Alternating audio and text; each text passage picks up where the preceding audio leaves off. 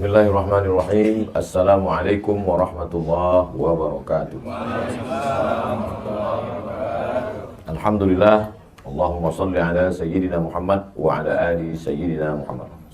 Yang sama-sama kita hormati Bapak PJ Bupati Belitung beserta jajaran, Bapak Sekda, para asatiz, guru-guru kita, Al-Mukarram, Ustadz Kemas Ali, Ustadz Kurnia, alim ulama, cerdik pandai, tokoh masyarakat, Bapak Ibu, hadirin hadirat yang tak dapat saya sebutkan satu persatu. InsyaAllah kita semua dimuliakan Allah Subhanahu wa ta'ala. Amin ya rabbal alamin. Innallaha idza ahabba 'abdan ista'mala. Kalau Allah suka kepada seorang hamba, maka hamba itu dipakainya, digunakannya. Kita kalau suka sama baju itu kita pakai, kita gunakan. Suka kita sama cincin itu kita pakai. Kalau Allah suka sama hamba itu dipakainya untuk menolong agamanya. Nah, jadi mudah-mudahan kita termasuk yang dipakai Allah untuk menolong agamanya. Jadi ada beberapa kekeliruan orang, termasuk orang-orang tua pun keliru. Ustadz, bagaimana cara berangkat ke Mesir? Kata beberapa jamaah. Ya saya bilang, tamat pondok, ikut tes, urus paspor, bisa berangkat. Yang mau berangkat ini siapa Pak? Anak saya. Anaknya mau? Enggak. Kalau gitu bapak aja yang berangkat. Jadi banyak orang tua menganggap menolong agama ini mesti jadi ustadz tamat Al-Azhar Mesir. Padahal kalau anaknya tidak punya kemampuan, dia tidak akan pulang menolong agama. Justru pulang itu dia tidak jadi Nabi Musa, dia jadi Fir'aun. Kalau tak percaya sama saya, tanya sama Ustadz Iskandar. Jadi pakailah apapun yang sudah ditempatkan Allah kita di dunia ini, pakai dia untuk menolong agama Allah. Buktinya tadi malam acara besar bisa terwujud itu bukan karena Ustaz Abdul Somad, tapi karena orang-orang yang dipakai Allah dengan jabatannya masing-masing. Nah, jadi disitulah nampak hebatnya kalau kita berjamaah bersama-sama. Jadi saya sudah berjanji lama dengan saya, Ustadz Kemas Ali, Habib Mahdi, dengan Pak, saya selalu lupa nama Pak Gubernur 2017-2022, Pak Rizaldi. Kami berjanji di tepi pantai, di tepi atas hotel melihat ke bawah laut. Nanti kita sama Habib Mahdi, ya. Tapi kalau tidak bersama-sama kita tak terwujud. Maka dalam ayat yang saya baca di rakaat pertama tadi, wa'tasimu bihablillahi jami'an, bersama-samalah kamu dalam agama Allah ini jami'an. Tapi di ujungnya tidak koma, sebelum wakaf ada koma, belum titik. Wala tafarraqu, jangan berpecah belah. Kenapa? Karena bersatu dalam acara itu susah, menyatukan orang itu susah. Tapi yang lebih susah lagi adalah setelah bersatu tetap menjaga persatuan. Nah, itu lebih susah. Karena ada gesekan-gesekan. Pepatah orang Melayu mengatakan telur ayam disangka lagi bersentuh. Apalagi hati manusia. Hati manusia itu bergeser. Makanya saya seringkali mengatakan alat telekomunikasi sekarang canggih, tapi justru alat itulah yang merusak hati kita. Berapa banyak persaudaraan kita rusak gara-gara grup WhatsApp. Kenapa? Karena kata-kata itu tidak ada intonasinya. Entah dia mengamuk, entah dia memuji, kita tak tahu. Kata-kata itu tidak bisa membedakan teks dengan konteks. Jadi kalau kita tulis satu kata, setiap orang punya interpretasi yang berbeda dengan kata itu. Berapa banyak orang di grup itu sepertinya garang harimau yang akan menerkam. Pas kita jumpa macam kucing kena hujan. Jadi memang menyatukan manusia ini berbeda. Di mana kita bisa ketemu? Kita bertemu pada satu titik. Titiknya namanya mukhlishina lahuddin. Ikhlas. Kalau semuanya karena Allah, maka tidak akan lelah. Lelahku lillah. Boleh untuk ditulis untuk baju kaos. Tapi jangan dibawa sholat tarawih. Jadi tengok orang di belakang senyum dia. Kalau kita sudah disatukan Allah dalam agama ini, maka dengan segalanya, Pak PJ dengan kekuasaannya, Ustadz dengan ilmunya, ada hamba Allah yang dulu pernah mengurus grup band jadi mengurus Ustadz. Tak boleh sebut nama, menjaga kode etik. Itu kan mirip-mirip semua. Ngurus pentas, ngurus sound, ngurus pengawalan, ngurus ketertiban penonton. Bedanya Yang dulu penonton sekarang disebut jamaah. Yang dulu yang tampil itu membawakan lagu-lagu setan, sekarang membawakan sholawat, tausiah. Itu aja, tapi entertainnya sama. Ilmunya itulah yang dibawa menolong agama ini. Jadi kalau ada orang-orang yang dulu punya kemampuan show, entertain, lalu kemudian setelah dia tobat ditinggalkannya semua. Dulu abang bisa ngurus-ngurus acara nih. Itu dunia jahiliyah udah saya tinggalkan Pak Ustaz. Oh tidak ditinggalkan. Makanya kata Nabi, khiyarukum fil jahiliyah, khiyarukum fil Islam. Kalau dulu di zaman jahiliyahnya dia adalah orang terjahat, maka setelah dia masuk Islam, dia berubah jadi orang baik, tapi dunia itu tak dia tinggalkan. Contoh, Khalid bin Walid. Ketika perang Uhud, Khalid bin Walid lah yang menyerang Nabi di bukit Uhud itu. Ini bukit Jabal Rumat, bukit pemanah. Kata Nabi, ku tinggalkan 70 pemanah di atas, aku turun ke bawah. Nanti kalau kalian lihat saya menang, kalian jangan turun. Kalau kalian lihat saya kalah, kalian pun jangan turun. Kalian konsen di atas. Saya setelah pakai cincin satam ini mau begini aja tangan.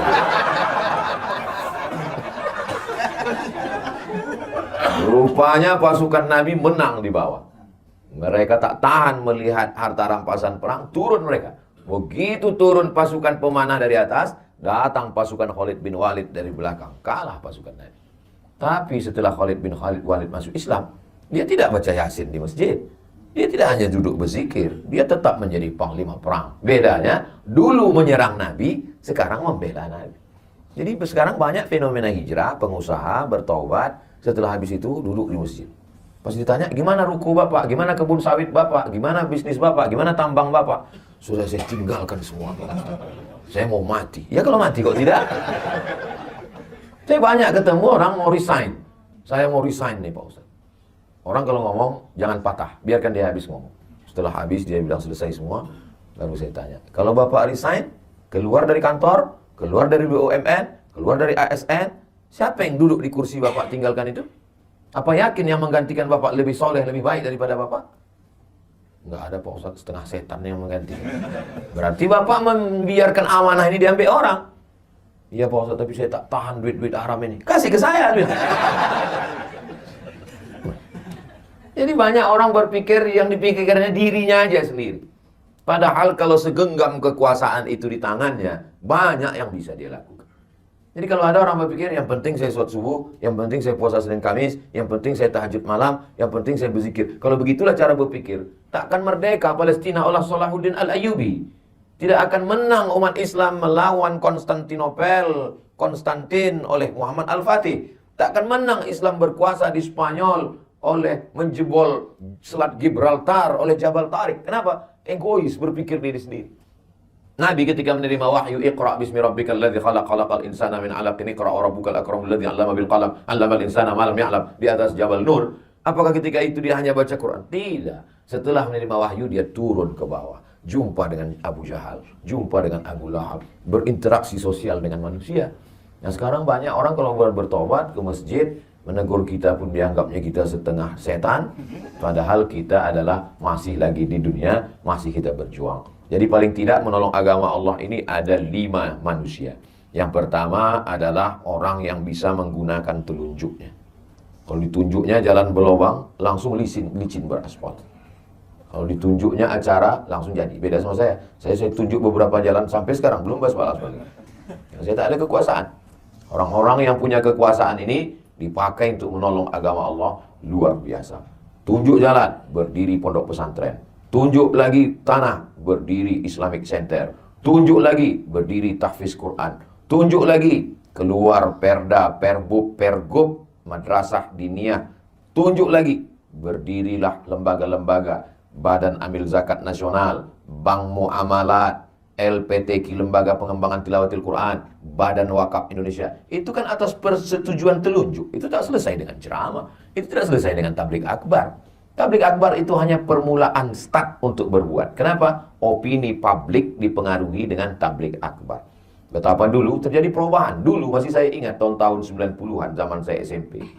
Itu dulu anggota dewan kalau mau kampanye ngundang penyanyi dangdut. Sekarang terjadi perubahan. Ustadz ceramah. Terlepas dari plus minusnya bahwa terjadi ada perubahan opini publik. Apa maknanya? Publik sudah berubah. Akibat apa itu? Banyaknya tabligh akbar, pengajian.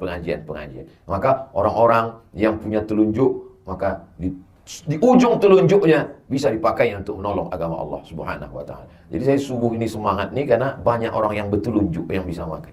Nah, tapi kalau udah di depan saya orang-orang yang pensiun, pernah saya diundang ke acara. Itu saya tak terlalu semangat. Saya ceritanya bagaimana menghadapi sakratul maut. Tapi ucapan saya. Kenapa? Karena saya suka kali kalau saya jumpa sama orang, saya katakan bahwa semua ini berakhir, tapi kita mau meninggalkan sesuatu. Sampai saya di Kairo tahun 2017. Setelah pulang 2002 saya tak pernah ke Mesir lagi. Terus 2017 saya datang lagi karena rindu, sebulan saya di sana. Diundanglah sama KMM, Kesepakatan Mahasiswa Minangkabau. Bagus sekali rumahnya, 3 lantai. Di bawah tuh basement, lantai 1, lantai 2, lantai 3, atap lapang. Kanan, kiri, kamar, besar rumah bisa berkumpul. Saya bilang, bagus sekali rumah kalian ini. Ini Pak Gubernur kami yang belikan Pak Ustaz. Udah berhenti dia dengan 1 tanda tangan. Mengalir berapa banyak orang yang akan belajar sampai hari kiamat. Hanya dengan 1 tanda tangan. Lalu kemudian saya jumpa dengan beberapa sahabat-sahabat yang dekat. Saya bilang, bagusnya Pak, kalau kita tidak ulama, tapi kita bisa dapat amal jariah.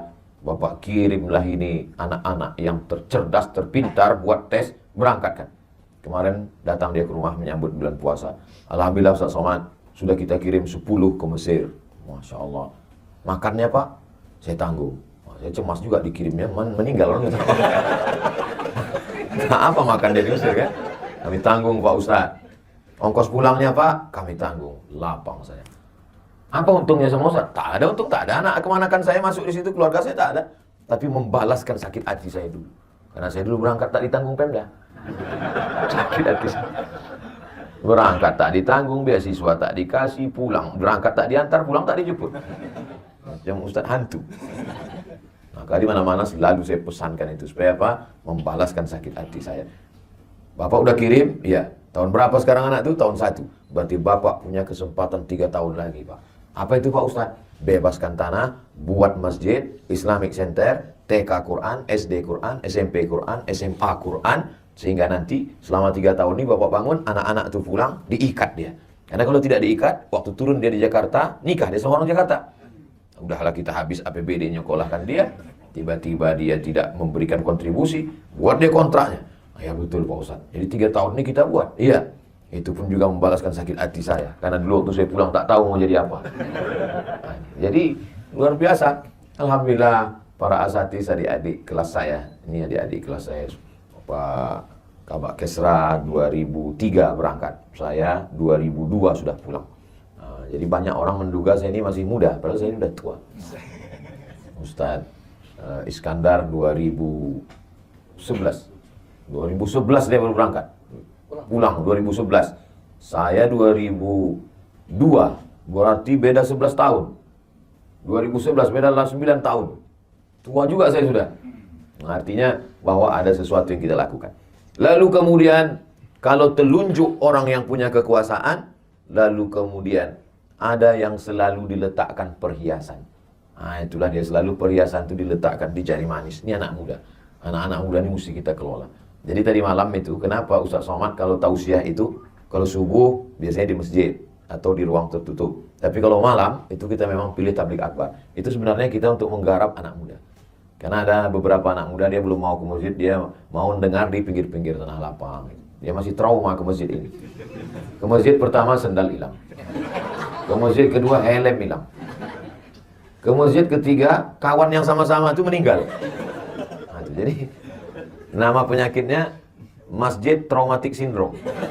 Ya, jadi orang-orang begini ini mesti dijinakkan lagi dengan tanah lapang. Jadi berawal dari tanah lapang, lama-lama ujungnya juga ke masjid.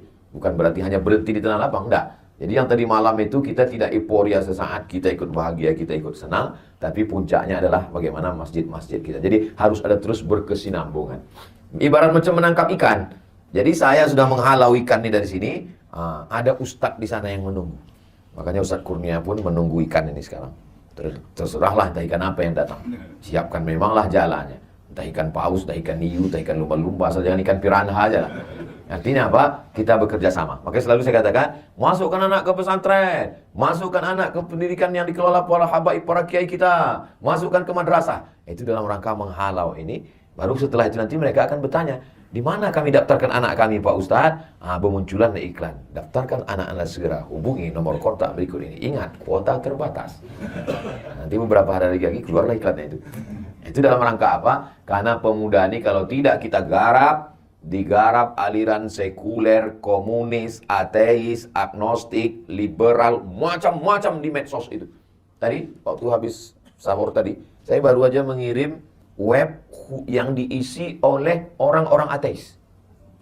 Jadi isinya itu ngejek agama aja. Sampai yang di atas itu ditulisnya, kalau memang Tuhan itu ada, kenapa dia menegur saya melalui mulut kamu? Itu kan memandang. Tapi dia pakai fake account semua. Nah itu saya kirimkan ke kawan-kawan, supaya jangan terlalu sibuk berkelahi antara sesama kita, sementara ini kita diamkan. Nah ini saya, artinya anak muda ini mesti kita garap. Lalu kemudian ada telunjuk yang punya kekuasaan, ada anak muda. Di tengah ini, inilah dia ulama. Ulama selalu di tengah, selalu menengahi, selalu membersamai. Tak miring ke kanan, tak miring ke kiri, selalu bersama, mengayomi, melindungi, tempat bertanya. Fas'alu ahla dzikri in kuntum la ta'lamun. Tapi tidak mesti kita. Ustaz, itu kemarin yang jadi ketua pengurus masjid adalah fulan. Oh, sahabat saya, kawan saya, adik kelas saya, senior saya, kakak kelas saya. Bersama-sama kita. Jadi orang melihat kita. Kalau saya salah, yang disalahkan orang bukan Abdul Somad, yang disalahkan Al-Azhar. Yang disalahkan orang adalah semua kena. Ustaz Iskandar kena, Ustaz Kurnia pun kena. Itu kan kakak kelas, oh itu kan. Ustaz Kurnia kenal dengan Ustaz Somad? Oh, kakak kelas saya. Oh ya dulu memang pernah, tapi sekarang udah lama tak jumpa. Alhamdulillah. Mudah-mudahan kita istiqomah insyaAllah. Karena kita sudah membawa Islam, sudah membawa Quran, membawa hadis Nabi. Jadi tidak hanya sekedar membawa personal nama kita. Saya dikasih tahu tadi sampai 5:30, setengah 6. Terasa juga dia jam sudah dekat. Telunjuk ulama, anak muda. Kelingking ini jangan disepelekan. Walaupun dia kecil, kalau tak ada dia cemana mengorek upil. Kalau tak ada dia cemana mengorek telinga. Gatal lubang telinga kita. Tak mungkin pakai jempol. Besar betul lah lubang telinga. Artinya apa? Memang ada orang-orang kecil, tapi jangan lupa, boleh jadi azab Allah itu tidak turun karena yang kecil-kecil. Orang kecil itu lebih ikhlas. Orang kecil itu lebih tulus. Orang kecil itu lebih dekat kepada Allah. Kenapa? Rahmat Allah itu turun di hati yang hancur berkeping. Boleh untuk update status besok pagi. Kita tahu ada adik-adik yang hatinya hancur berkeping. Kenapa kadang hidup kita itu dibuat Allah hancur babak belur, berkeping macam kaca jatuh ke batu? Karena di saat itulah sujud kita lebih lama. Karena di saat itulah air mata kita menetes. Kalau kita di atas awan, bangsawan, bangsa yang hidup di atas awan, kita mungkin angkuh dan sombong. Tapi kalau kita sudah jatuh terjerembab, saat kita berteriak, tak ada lagi manusia mau mendengar kita, berbisiklah ke tanah. Malaikat-malaikat di langit akan mengaminkan doa kita. Saya sejak di Belitung ini puitis pula sekarang. Nah, maka orang-orang kecil sepele ini jangan disia-siakan. Masya Allah, tabarakallah. Kemarin Ustadz kita berbuka bersama 16.000 porsi. Terbayanglah itu berapa duit. Dari mana itu datang? Bahkan sampai ada LSM yang mempertanyakan ini datang dari mana. Tapi panitia kita luar biasa. Kalau abang mau nambah duitnya silakan datang. Dan mantap. Gak perlu marah-marah. Gak perlu ngamuk-ngamuk. Nambah tanya-tanya. Iya, tak perlu. Ini dari mana duitnya? Kalau mau nambah silakan datang. Kalau nggak mau nambah, ya paling tidak jangan nambah beban. Kan senang. Lebih baik lembut tapi mengena. Untuk apa keras tak kena? Begitulah. Dari mana jawaban-jawaban lembut itu datang? Dari Allah. Allah kirimkan ke hati dan pikiran orang beriman supaya orang tak tersinggung, tapi mengena dalam hati sampai mati dia ingat itu. Akan datang kalau ada acara tabligh akbar lagi, mau menelpon, kena lagi nanti gitu. Begitulah Allah SWT cara melindungi. Kadang kita tak pernah terpikirkan sesuatu, tapi Allah yang membisikkan. Kalau bisikan datang dari malaikat yang dikirim oleh Allah, ilham namanya. Kalau bisikan yang datang dari setan, waswasah namanya. Lil insani lam matani, manusia itu punya bisikan. datang dari setan, datang dari malaikat. Kalau kita berwudu, kita beristighfar, kita sholat sunat, kita istiqomah, datang bisikan-bisikan yang kadang tak terlintas di hati dan pikiran kita. Begitu juga kalau kita jahat, kita buat dosa, datang juga bisikan-bisikan untuk buat dosa yang tak terlintas di hati pendosa sekalipun. Ada aja ide-idemu untuk buat dosa itu yang tak terpikirkan orang. Jadi kalau Bapak Ibu melihat ada orang, heran. Dia kalau mau buat dosa ini ada aja idenya Pak Ustaz. Berarti memang kawan-kawan setan. Satu geng dia. Yang punya telunjuk, sudah. Yang penengah, sudah. Anak muda, sudah. Orang kecil, sudah. Ada orang-orang yang perlu selalu diberikan pujian. Wah, ini mak-mak garis keras. Mereka ini gerakannya luar biasa. Selalu siap. Ibu, bawa makanan, siapkan jamaah, siap katanya. Tapi mesti sering. Masih dikasih sering, dikasih ini. Mantap. Support, luar biasa. Perempuan itu, dia ingin mendengarkan kata-kata pujian. Makanya Nabi menggunakan itu. Apa kata Nabi kepada Sayyidatuna Aisyah? Ya Humaira, wahai engkau yang kulitnya putih, kalau kena cahaya matahari, kemerah-merahan. Jadi terngiang itu di telinga. Boleh Pak Ustaz, istri saya panggil, wahai orang yang kulitnya putih, kena cahaya mati, cahaya matahari, kemerah. Apa pula salahnya? Pulang dari sini nanti panggil, ya Humaira. Tapi kalau bisa sesudah berbuka. Kalau jam 2, jam 1, yang Humaira, kau ngejek aku ya, kata dia. Janganlah terlalu jujur. Ini terlalu jujur balik, ya Hajar Aswad. Ngamuk lah dia. Jadi kita memang harus selalu memberikan kata-kata yang baik, mengangkat hati, perasaan, mensupport, memberikan. Kita pun terasa itu. Kadang ada orang-orang, tapi jangan terlalu berlebihan. Dia macam garam juga itu. Kalau pas dia penempatan garamnya itu pas dia enak. Tapi kalau terlalu berlebihan, naik asam, naik apa, kita pusing kepala kita mendengar pujian-pujian. Makanya kata Nabi, kalau orang terlampau memuji, ambillah pasir dan hembuskan ke wajahnya. Nah, jadi kita pun siapkan, letakkan pasir. Kalau ada orang terlampau memuji, kenapa Bapak gini kan banyak kali cerita. Saya mohon maaf, duduk di atas ini bukan kemauan saya. Ustaz Kurnia yang ngasih kursi.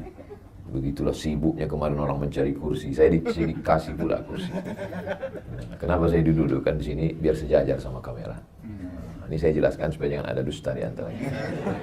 Nah, setelah pertemuan ini kita tidak berpisah, karena kita akan selalu bersama dalam doa. Nah, putus doa saya untuk Pak PJ beserta Ibu, Pak Ezaldi beserta Ibu, untuk Pak Sekda beserta Ibu, untuk seluruh Belitung saudara-saudara saya dalam la ilaha illallah Muhammad Rasulullah SAW. Mudah-mudahan Allah menjaga bapak-bapak ini semua. Allah menjaga Belitung, Allah menjaga saudara-saudara kita sebangsa setanah air, dijadikan Allah negeri ini baldatun thayyibatun wa rabbun ghafur. Keluarga kita sakinah, mawaddah warahmah, anak-anak kita soleh dan solehah. Istiqomah kita sampai mati dalam la ilaha illallah. Ala hazihin niyah, untuk niat yang baik ini. Al-Fatihah. أعوذ بالله من الشيطان الرجيم بسم الله الرحمن الرحيم الحمد لله رب العالمين الرحمن الرحيم مالك يوم الدين إياك نعبد وإياك نستعين اهدنا الصراط المستقيم صراط الذين أنعمت عليهم غير المغضوب عليهم ولا الضالين آمين اللهم إنا نسألك سلامة في الدين. Selamatkan kami dalam agama kami, dalam akidah Ahlussunnah wal Jamaah. Jangan sampai anak cucu kami murtad, na'udzubillah. Jadikan mereka istiqomah dalam iman dan Islam. Wa afiatan fil jasad, sehatkan badan kami supaya kami bisa beribadah, menolong agama. Wa ziyadatan fil ilmi, tambahkan ilmu kami supaya benar amal kami. Wa barakatan fil rizqi, berkahi rezeki kami supaya kami bisa menolong dengan wakaf, zakat, infak dan sedekah. Wa taubatan qabla al-maut, dosa kami banyak, berikan kami taubat sebelum mati. Wa rahmatan indal maut, curahkan rahmatmu ketika kami mati. Wa maghfiratan ba'dal maut, berikan kami ampunan sesudah kami mati. Allahumma hawwin alaina fi sakaratil maut, ringankan kami ketika melewati sakaratul maut ya Allah. Wan najata minan nar, selamat dari api neraka. Wal afwa indal hisab, maafkan kami seketika nanti segala amal kami akan dihisab, dihitung di hadapan. Rabbana hab lana min azwajina, jadikan pasangan hidup kami, suami, istri, anak-anak kami qurrata ayun, sejuk dipandang mata, menenangkan hati kami. Rabbana hab lana minas shalihin, jadikan anak kami anak-anak yang soleh dan solehah. Rabbana ighfir lana dzunubana wa liwalidayna, ampunkan dosa kami, kedua orang tua kami, wa limasyayikhina, guru-guru kami, wa li zu'amaina, pemimpin-pemimpin kami yang soleh yang baik, wa liman hadarana, saudara-saudara kami yang hadir dalam majelis salat subuh ini, wa liman ghaba 'anna, yang tak dapat datang karena sakit, karena uzur syar'i, karena satu dan lain hal. Allahumma hdi qaumana, saudara kami yang belum dapat hidayah, bukakan pintu hidayah untuknya ya Allah. Allahumma khtim lana bi husnil khatimah wa la takhtim alaina bi su'il khatimah. Allahumma ja'al akhir kalamina, jadikan akhir kalam kami dan intihai ajalina, ketika ajal kami sampai, kalimat yang keluar dari mulut kami la ilaha illallah Muhammadur Rasulullah sallallahu alaihi wasallam. Kalimat haqqin 'alaiha nahya, dengan itu kami hidup, wa 'alaiha namutu, dengan itu kami mati, wa biha nub'atsu, dengan itu kami akan dibangkitkan di padang mahsyar. Rabbana atina fid dunya hasanah wa fil akhirati hasanah wa qina adzabannar. Sallallahu ala sayyidina Muhammad wa ala alihi wasallam. Walhamdulillahi rabbil alamin. Taqabbalallahu minkum inna wa minkum taqabbal. Terima kasih kepada Bapak Ibu semua. Mohon maaf atas segala kesilapan dan kekhilafan. Kami akan bertolak menuju Palembang. Besok pagi saya pulang ke Pekanbaru. Mohon maaf lahir dan batin, minal aidin wal faizin. Taqabbalallahu minna wa minkum sholihal a'mal. Wassalamualaikum warahmatullahi wabarakatuh.